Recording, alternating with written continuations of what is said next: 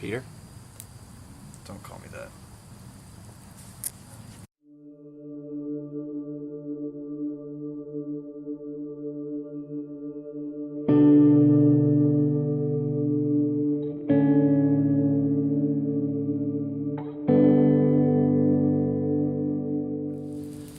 You know, it just didn't seem possible. Even though he had always said that this is how it would happen, that this is exactly how it would go down. Even after I denied him the first time and told him to stop telling people that he would be crucified, for that, he called me Satan for denying his mission, a far cry from Peter. But still, it just didn't seem possible. It didn't make sense. Especially after we arrived in Jerusalem. We had finally made it to Jerusalem just days earlier, welcomed by thousands of people. People thrilled about Jesus finally arriving, the Messiah finally here in the city of God. The promised king that the prophets had spoken of for so long now stood right in front of these people. And here we were with him, his disciples, people waving their palm branches and bowing at his feet. Incredible. It should have been the best of homecomings. It should have been the new beginning of our ministry. But that's what makes what happened next so unbelievable. The first thing that Jesus did when he got to Jerusalem was go to the temple, but he didn't go to preach. He walked right in, saw the vendors cheating people out of money, and kicked over their tables. Later on, he confronted the Pharisees, the group of religious leaders you feared and respected and certainly didn't want to mess with. But Jesus paid them no respect. Instead, he called them hypocrites, fools, and snakes. And then he called out to the people of Jerusalem, called them prophet killers, told them he desired so much for them to be his children, but that they had continued to reject him. Things didn't get better from there. Tension built around the city as rumors spread that the religious leaders wanted to have Jesus arrested and rid of for good. Later that week, he called the disciples together for supper. It was the first night of Passover, a day that is normally a day for celebration, but that night felt different. During dinner, he told us that someone among the disciples was going to betray him, one of us, his most trusted friends. Turn him in. We all looked at each other in shock, questioning and pointing fingers. We asked ourselves, who would ever do such a thing? But then, he looked at all of us. He told us that before the night was over, we would all desert him like scared sheep. That's all I could take. I had followed Jesus for so long and for so far, and I wasn't about to be told I would be a deserter. I looked at Jesus and said, even if everyone else deserts you, I would never desert you. Jesus just looked back at me and said, I tell you the truth, Peter, this very night, before the rooster crows, you will deny me 3 times that you even know me. At the time, I thought to myself, how could he say that? I was his closest friend. I had stuck by him through thick and thin, been there since the very beginning. So I told him, even if I had to die with you, I will never deny you. Everyone else agreed, but the enthusiasm was short-lived.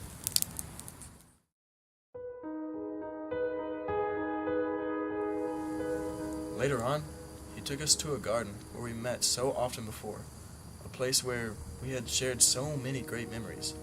But like I said, that night just felt different. As we walked, I looked at Jesus. His face showed so much stress and grief, like he could sense something awful on the horizon. I just didn't understand what was happening. When we got to the garden, he told us to pray deeply that we would not give in to temptation. I wasn't sure what he meant, but he left us and went to pray by himself. I looked at James and John without words to speak. We just sat staring at each other, with fear building in our eyes.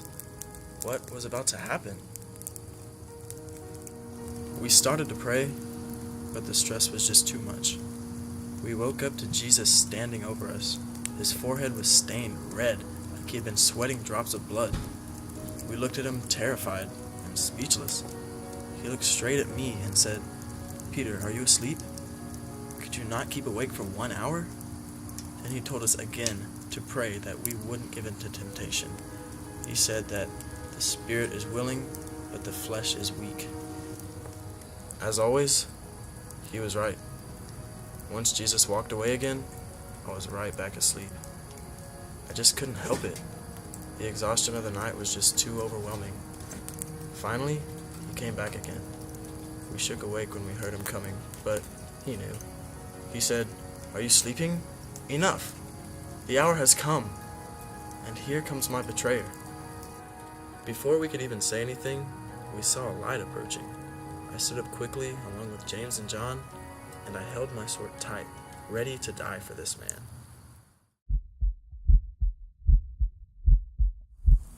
But as I saw the men come into view, I froze. Suddenly, I saw a face I knew leading the crowd to Jesus. Judas? What was he doing here? The last time we had seen him, he had run off during dinner, and no one had seen him since. He looked at Jesus with a smile and said, "Greeting, Rabbi," and kissed him on the cheek. Jesus looked at him like he already knew this was going to happen and said, "Judas, would you betray the Son of Man with a kiss?"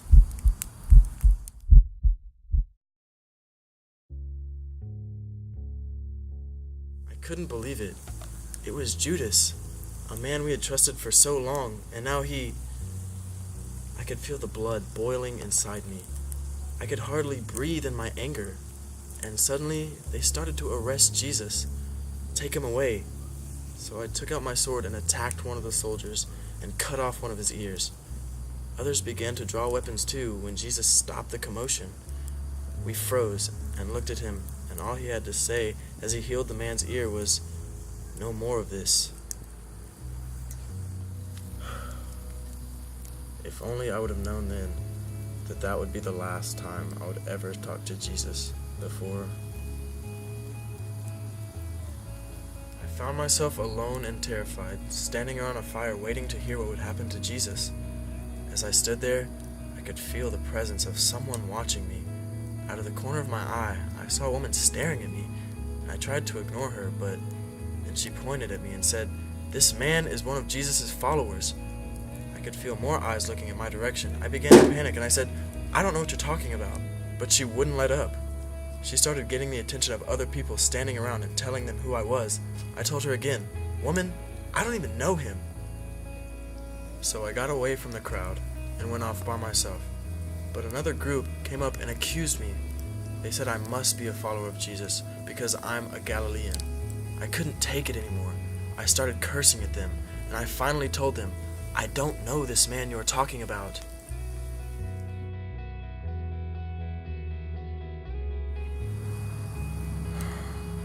No words can describe that next moment.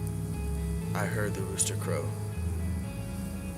and I saw his words flash in my mind, words that will forever be imprinted on my heart. I thought about how weak I was the moment when I could have been strong. I thought how every promise I had made him, I had broken. But mostly, I thought about how I, Peter the Rock, had let him down. I broke down, I ran away, and I cried.